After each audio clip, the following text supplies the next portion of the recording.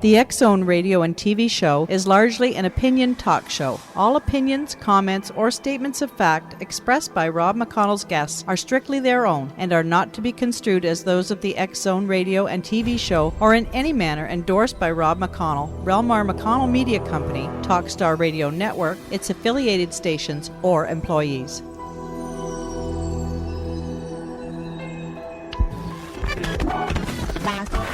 All Hit Radio.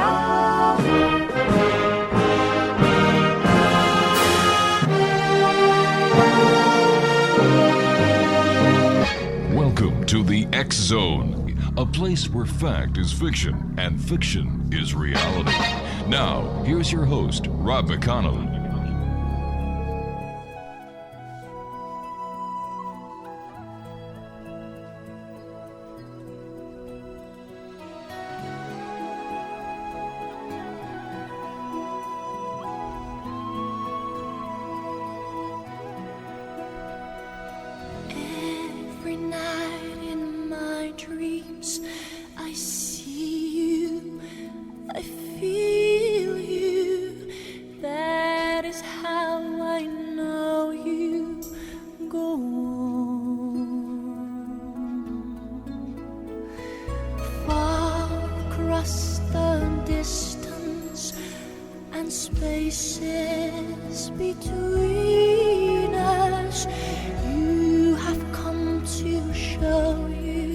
Welcome back, everyone. This is the X-Zone. My name is Rob McConnell. We're coming to you from our studios in Hamilton, Ontario, Canada. Worldwide toll-free, 1-800-610-7035. Email xzone@xzoneradiotv.com. On MSN Messenger, xzoneradiotv@hotmail.com. And our website, www.xzoneradiotv.com. Don't forget the Body, Soul, Spirit Expo that's being held at the International Centre in Toronto, 6900 Airport Road in Mississauga, right across from Pearson International Airport. Their website, www.bodysoulspiritexpo.com.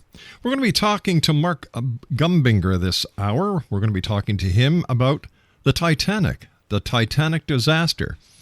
Now, he is a marine historian, is a media mainstay, having appeared on countless radio shows and every major TV network. His latest DVD, The Titanic Disaster, is just one of the 36 acclaimed shipwreck and lighthouse programs he's researched and produced over the past 20 years, including the Andrea Dory and, of course, the Edmund Fitzgerald.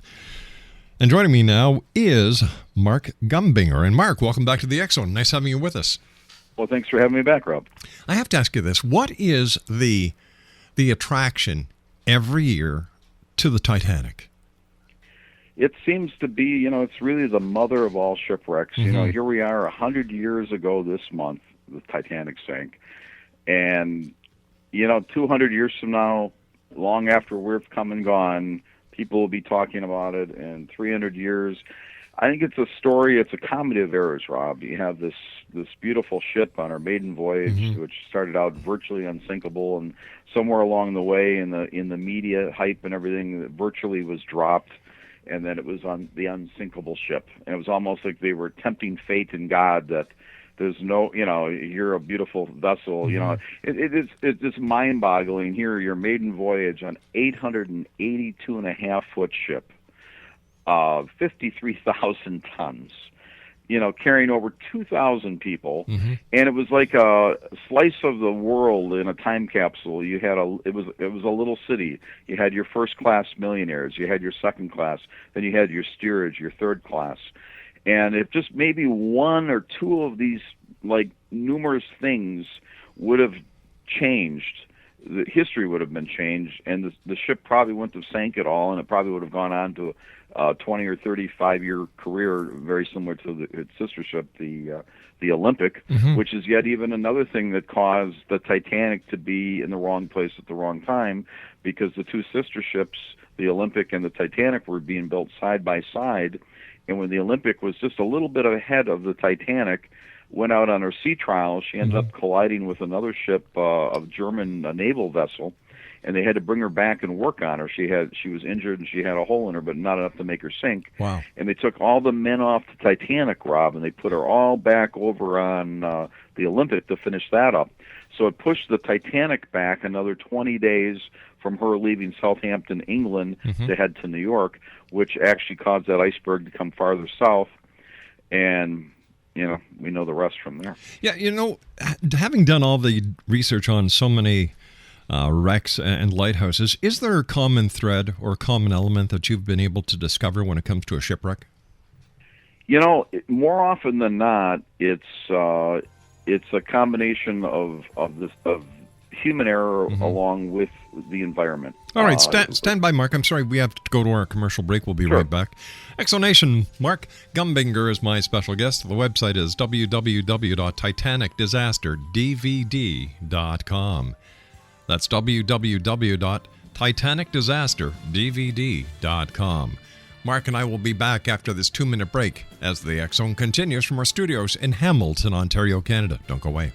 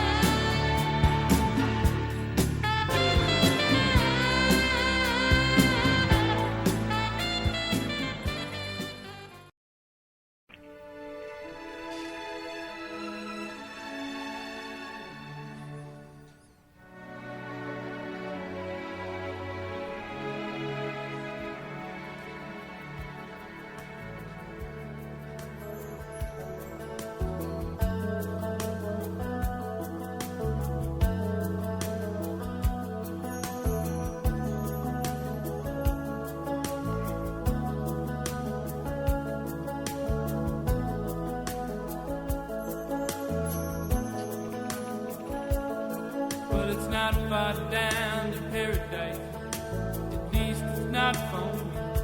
And if the wind is right, you can sail away and find tranquility. Oh, the canvas can do miracles. Just you wait and see. Believe me, it's not far. Welcome back, everyone. Mark Gumbinger is my special guest. His website is www.titanicdiverdvd.com. That's titanicdiverdvd.com. Mark, what are some of the chains of events that actually led to the demise of the Titanic? There were so many, Rob. It started out, Bruce Ismay, he was the head of White Star Lines. He was the big honcho. Him and Lord Perry, Perry, I should say, back in like 1907, came up with the brainchild idea of let's build 3 massive ships, larger and more beautiful than their competition. The Cunard Line was their main competition for White Star Lines, and they had large, beautiful ships also. But they wanted to really blow, really make a statement, blow them out of the water, so to speak. So they were going to build the Olympic, the Titanic, and the Gigantic. Well, they started with the Olympic and the Titanic, and then after they lost the Titanic, they thought the Gigantic was too ostentatious, so they pulled back on the reins and they called it the Britannic instead. So anyway, the chain of events, Bruce Ismay, they were originally going to have 64 lifeboats on the Titanic. But he thought, well, it takes up a lot of deck space in the promenade deck up in first class, and this ship's virtually unsinkable. We're not, having all these lifeboats is like a bad commercial. Like, what do we need these lifeboats for? So let's instead of having 64, let's cut back to 32. We're never going to need all those lifeboats. And besides, we'll still be compliant because also compliance really for back then, but they weren't making ships 882 feet. Most ships were 300-400 feet long back then. The compliance was 16 lifeboats. And then they started thinking, well, we don't really need 32 lifeboats. Let's just make it 16. But what we'll do is we'll put an additional 4 collapsible lifeboats, and not only will we be compliant, but we'll have 4 additional extra lifeboats that we don't even need just for extra safety precaution. So we'll have even more deck space and promenade space for the first-class passengers, and this will just be wonderful. So the real villain, if you have to point a finger, is Bruce Ismay. Then when they were designing her, they cheapened her up. They used a lower class rivet up in the front where the curve of the ship comes down, ironically right where the iceberg met the ship.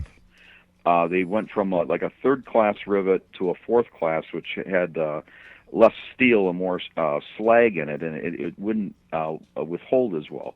Plus the Titanic, it was that old brittle steel anyhow, that the plates, they were only about an inch thick. And when it became very cold, it became very brittle. And in this case, you have an example of 28-degree water temperature that night, wow. Rob. Just you can only imagine hypothermia. You would be unconscious in a matter of minutes and maybe suffer a heart attack and be completely dead in 20 to 30 minutes. It's just that fast. It's just that rapid. And the poor people, you can only imagine, sticking, immersing your hand in that water, for a few seconds. You imagine having to submerge your whole body into that, and instantly you'd be, the only good thing about it is the people didn't suffer that long, because they were so numb so fast. But consciousness was just so rapid. But now getting back to the chain of events, so now you have. From 64 to 16 lifeboats and 4 collapsibles. They had the cheaper rivet, so when they hit the iceberg, that rivet popped off and sheared off, and if it was maybe the better class rivet, it might have withheld the impact of the iceberg. The other thing is they were, the captain was sailing with, Bruce Ismay was on board, and they think his presence alone caused the captain to be schlepping along at about 25 miles an hour, about 23 knots. Wasn't quite her maximum speed, but close. I think she was about 26, 27 was maximum on the Titanic that night. And she was still going along at 25. There were several iceberg warnings that were coming at them, that some which made it to the captain and some which didn't, that said, hey, there's icebergs dead ahead. There were several other ships in the area, including the California, that sent them an iceberg warning about an hour and 10 minutes before she sank, but the Marconi wireless radio operator didn't work for Titanic. They worked for their own company that was leased inside the Titanic. They think never shared that last iceberg warning, never made it up to the bridge to warn of that. In fact, they not only did it not reach the bridge, the wireless operator of the Titanic on the Marconi radioed back this California and said, shut up, leave us alone, we're trying to get messages out, because I think they were having problems with the radio earlier, and they were trying to get these messages. They had all these millionaires like John Astor. They were sending these very expensive messages to New York saying, hey, we're going to be arriving, such and such time, and sending these great messages. That's how they made their money. They didn't really make money by hearing iceberg warnings.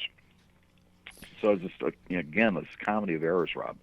So then this was about, I think that was around 10:30 at night, and at 11:39 they saw the iceberg. And can you imagine this, Rob? Here you have the gentleman, the lookout up in the crow's nest. They didn't have the binoculars with them. They didn't either. They were left in Southampton, England, or they were down in a locker somewhere. Wherever they were misplaced. They weren't where they should have been, up the crow's nest.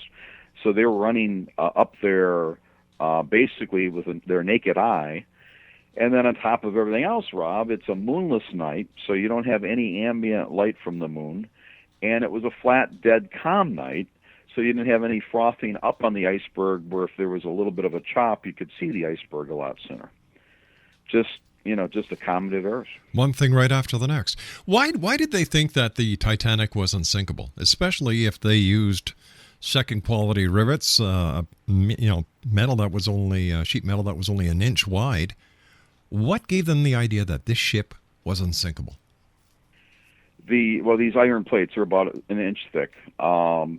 They had the watertight compartments, but they didn't go all the way up to the top of the ship. They only went up, like, I think 12, 15 feet. Wow! If you measured it from the bottom up, they didn't go all the way up to the top where. So what happened when she pierced the side of the iceberg, Rob? 299 feet was partially perfed, where the rivets were sheared off and allowed all that water to come in and sort of peeled back those plates. And they figured that if anything ever happened to the ship, that one or two of those compartments would fill up, but the pumps could keep up with her long enough for another ship to come by. And they never thought in their wildest dreams, under normal circumstances, that those rivets had to be as strong as those other ones. It just happened, that Wow. in that area of the ship where it curved up from the keel, right where it curved up by the bow over there, right where she happened to hit the iceberg, was really one of her weaker points. Who would have thunk? If it was under normal circumstances, those Class 4 rivets would have held up for 50 years. It would never have been an issue. So it was sort of an engineering snafu, And then what they later did on the Olympic after the Titanic sank, they didn't even know about the rivets back then, but what they did do is bring the bulkheads up higher and add more lifeboats. So they learned from that anyhow. How long did it actually take the Titanic to sink, from the time she hit the iceberg until the time she went right under? About 2 hours and 40 minutes. And the coward, Bruce Ismay, he got on the last collapsible lifeboat, and there was a heck to pay, because the Senate inquiry in New York gave him like 1,000 questions, and under peer pressure, he later left White Star, and he never wanted to talk about it in company. To talk about the Titanic, he would refuse to talk about it in his presence. I mean, he, the designer, the Captain Edwards, they went down with the ship. Bruce Ismay got on that last lifeboat. Unreal. He was a coward. He was a villain in this. In today's money, how much would the first class ticket would have cost? I forget the amount. I want to say, what was it, $5,000? Wow. And some of this is going back from my memory from Sure. about a year ago when we were researching this, but I can see if I can cross-reference Oh, it. no, But it's okay. I for some reason, I thought it might have been around $5,000 in today's currency, but back then that was a lot of money. Yeah. Well, if you're John Astor and you're a millionaire, back then a millionaire really meant that you were a million. Unlike today's inflationary money, $1 million back then, you could afford, $5,000 would be chump change. It'd be like you and me, it'd be like 5 cents. Would it be fair to say that the Titanic was doomed before she even hit the water? Well, in a sense, because they had all this media hype. Oh, it's virtually unsinkable, and somewhere along the way, the virtual got dropped, and it's unsinkable. Then you had, you had these rivets, and then you had Bruce Ismay and these other choices that we don't need. What they really needed was a bare minimum. I think if you did the math with the amount of passengers on board, I think 49. If you call it 50 lifeboats, should have been the bare minimum for the amount of people on board that night. But obviously 64 would have been about right. And, so how did they get away with it? Well, you see, back then, Rob, these ships were 200, 300, 400 feet long, right? And the minimum requirement was only 16 lifeboats. But this is a brand new age of shipping, where that last year or two, they were starting to finally build these super-sized ships. And the Titanic being 882.5 feet long, they should have said, hey, this should be a minimum. Yeah. If they would have even doubled to 16 to and 32. had 32, and then let's say maybe had another 8 or 10 collapsibles, that would have been put in it pretty close. Hey, Mark, Well, you and I most have of to those take people- a commercial break with the news. Sure. Stand by. We'll be right back. Mark Gumbinger is my special guest, Exo Nation. Titanic Disaster, DVD.com. We'll be back after this news break. Don't go away. Well, how long will we be?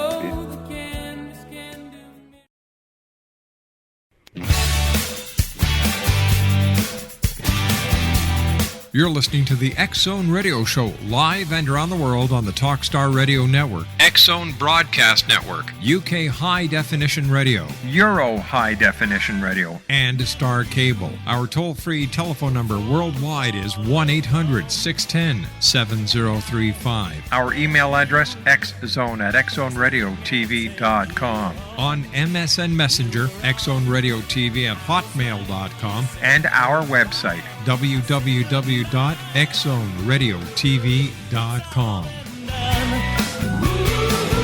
It's all been done.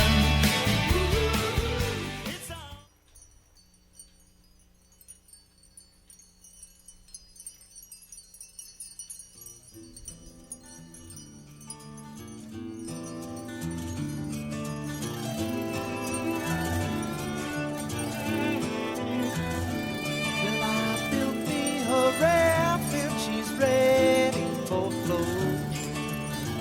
Oh, Mississippi, she's calling my name. Catfish are jumping, that paddle wheel bumping, black water keep on. X-Zone Nation, Mark Gumbinger is our special guest this hour. We're talking about the Titanic, and Mark's got a DVD that is out. It's called The Titanic Disaster, and Mark's website is www.titanicdisasterdvd.com. That's titanicdisasterdvd.com. So, looking back as we can with history, how have things changed within the sailing industry, and what was attributed to the loss of life on the Titanic that made it safer for people from that point on? Yeah, first thing, Rob, what they did was they said the Titanic was obviously sailing way too fast for conditions.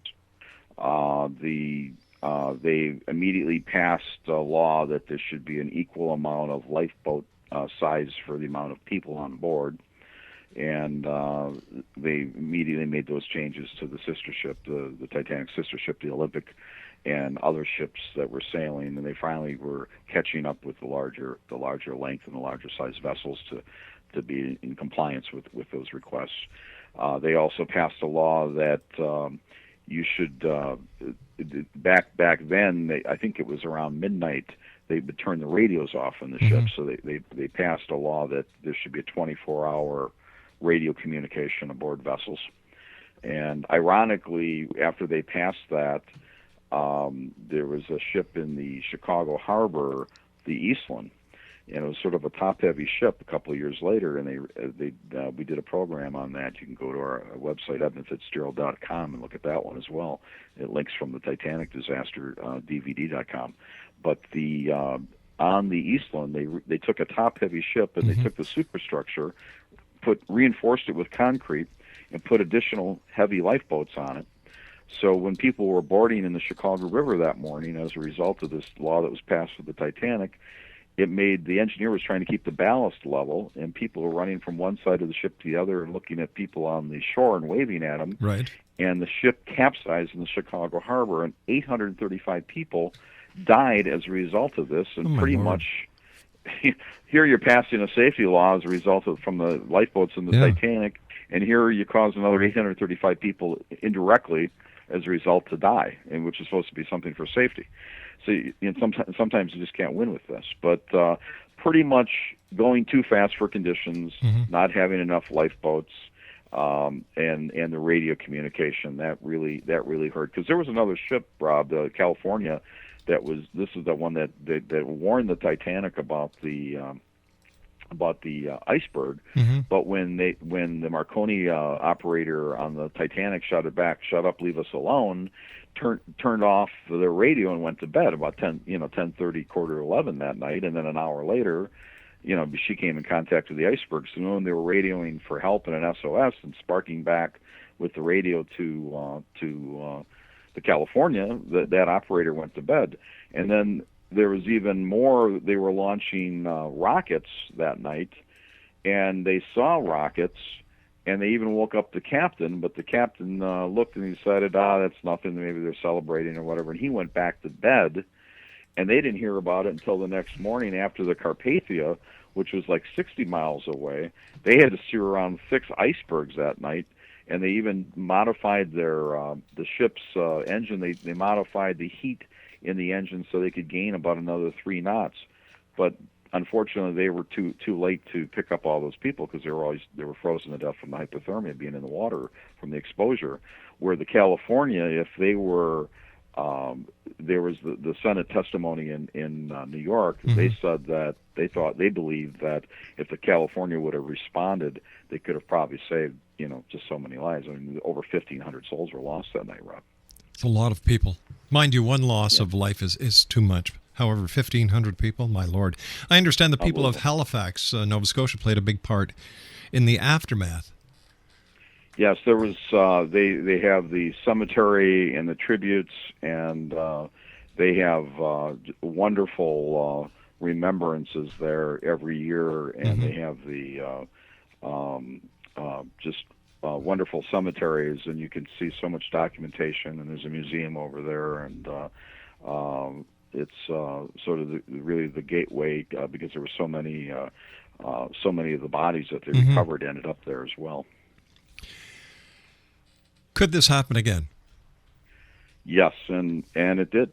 I mean, just not too long ago, right? The Costa cruise line, yeah, just off the coast of Italy. What are they calling the captain? The Chicken of the Sea right now, which is sort of a little comedy to sort of a horror trauma thing. But yeah, what you have, what I see, now I've done 36 documentaries and just a lot of ships. What I find more often than not, there's a human error so often. Not that it isn't spurred on as a result of something that's out there physically, or weather, or fog, or maybe going too fast for conditions, or misreading radar. And then what quite often happens is, even if you had enough lifeboats for the ship, where the Titanic sank pretty slowly, but like even in the case where the Andrea Doria was in fog and they misread the radar distances and they ended up having a collision, the list was so rapid that it often renders half of the lifeboats useless. Now, the Andrea Doria, if my memory serves me correct, sank in the St. Lawrence River? No, you're thinking of the, I think that's the Princess of Ireland. Oh, you're right, yeah. The Andrea Doria was off of Long Island in 1956. Right. And it was rammed by the Stockholm. That was outbound to go to Sweden, and the Andrea Doria was a beautiful the floating palace, the Italian liner heading in, and that was a fog situation where they think I think it was the third mate on the Stockholm misread the radar guide rings, and instead of I think he thought he was 12 or 15 miles away from the Andrea Doria when I think he was 3 or 6. And then they misread the pip on the radar screen, and they both zigged and zagged at the wrong time, and they literally hit each other. And back then, they didn't have the shipping lanes like they do today. It was like a free-for-all. There was a lot more ships back there, back in the 50s than there are even today, because now the ships are even bigger. But there was no shipping lanes back then. So, you think about when we're driving down the freeway, you have the north and southbound lanes, east or west. This was just, you just went where you went kind of thing back then. They weren't that up on safety as much as they should have been back then, and that was another thing they learned from the Andrea Doria, that we should install having shipping lanes where everybody stays in their own zone.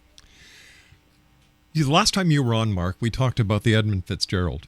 Has anything happened since then? Has there been an actual concrete finding on what happened to the Edmund Fitzgerald? I don't think we'll ever find anything conclusive, Rob. Nothing's really changed since my interview last was probably about maybe 2 years ago. I think I was on. What happened? What I reading in between the lines, and I interviewed authors and experts and captains of the Coast. I even interviewed the captain of the Marine Board investigation that conducted the investigation for the Coast Guard. And the Coast Guard thinks that she had faulty hatch-covered gaskets, which would allow thousands of gallons of water a minute to come in.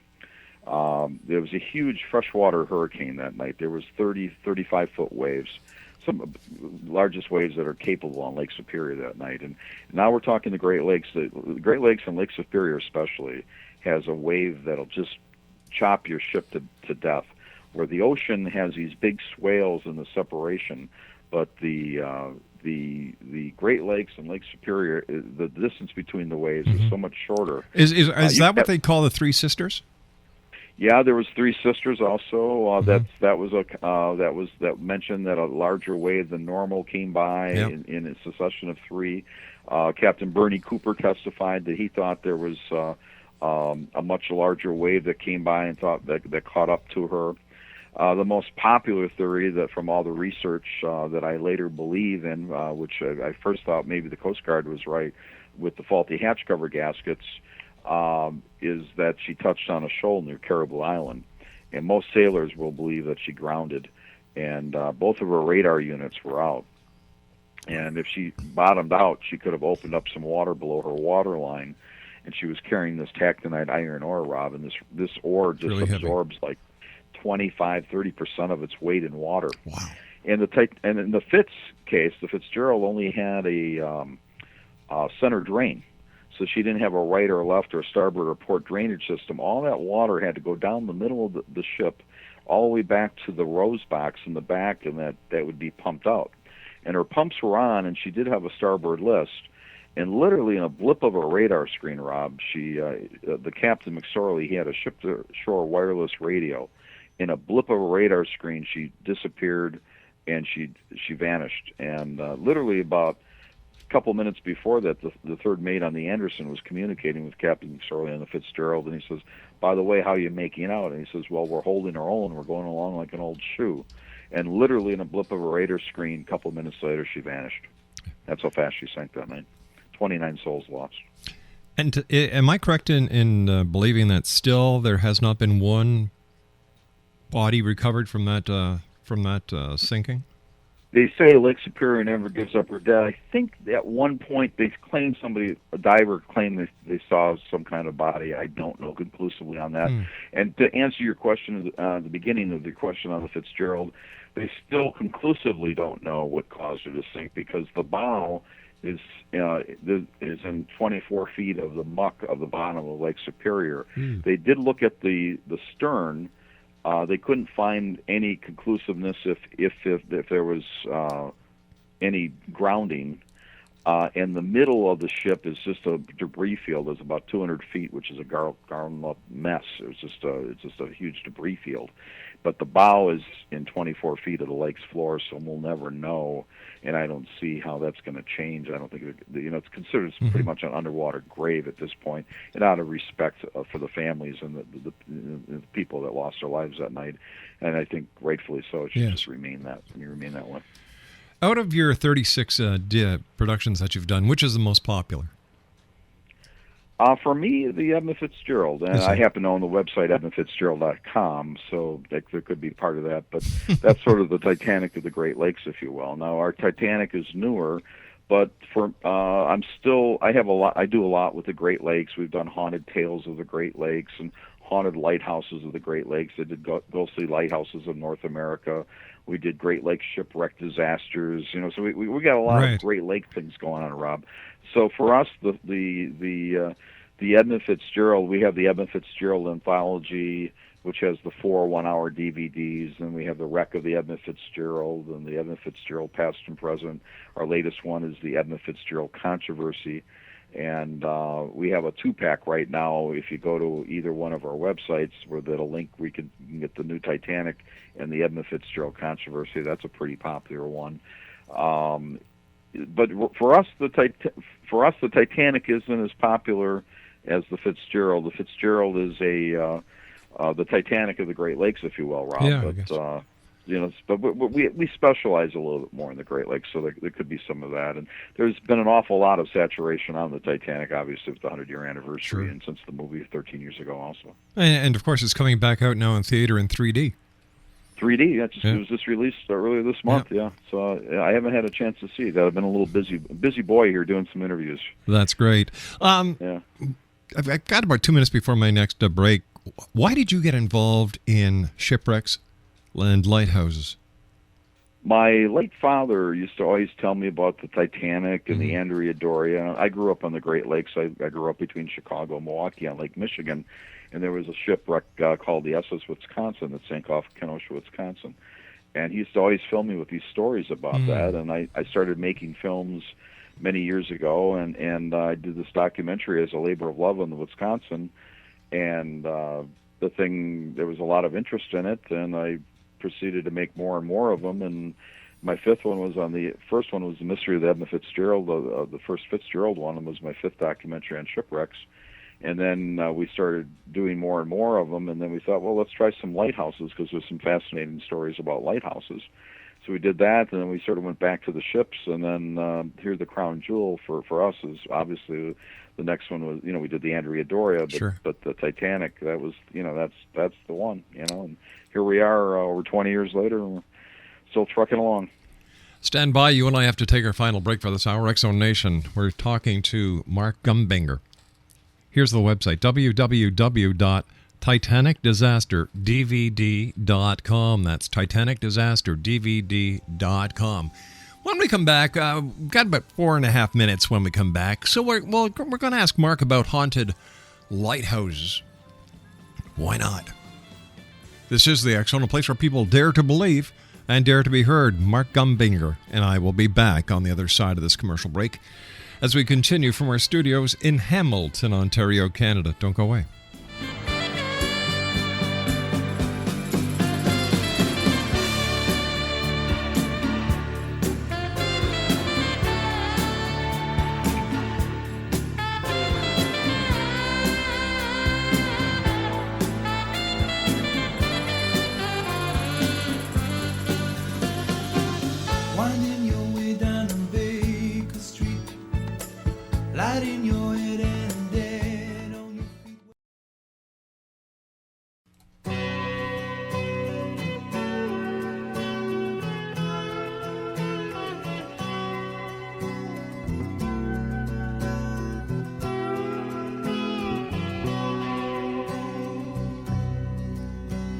The legend lives on from the Chippewa on down at the big lake they call Gitchagumi.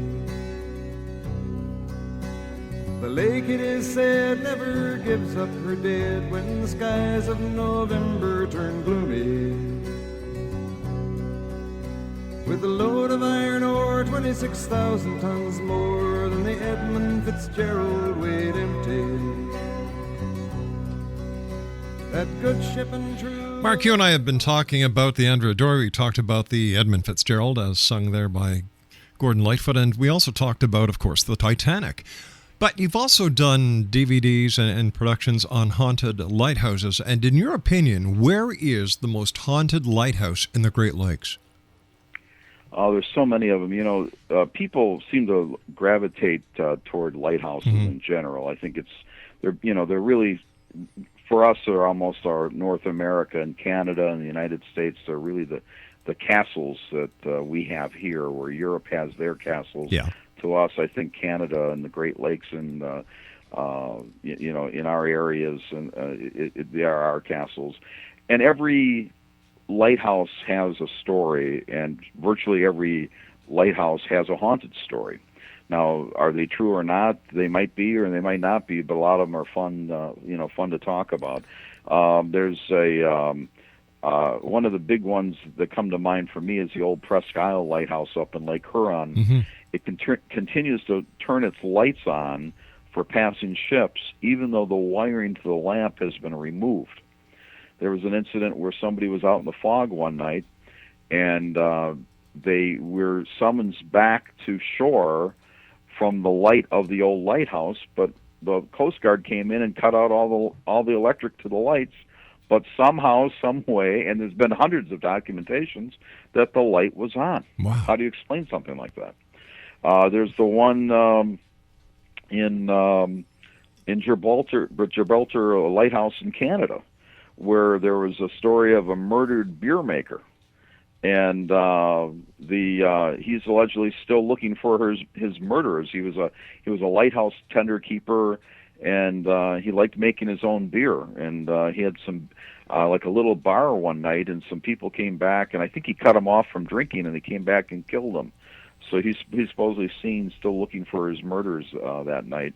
There's just so many, but if you go to like our EdmundFitzgerald.com, you can click on a real neat one is Haunted Lighthouses of the Great Lakes, and we also have one called Ghostly Lighthouses of North America. They're a lot of fun, and but we're really proud of the new Titanic, and the Edmund Fitzgerald, of course, is another classic that lives on. As always, Mark, great talking to you. Continued success, and I look forward to the next time you and I chat here in the X Zone. Once again, give our listeners your websites, please.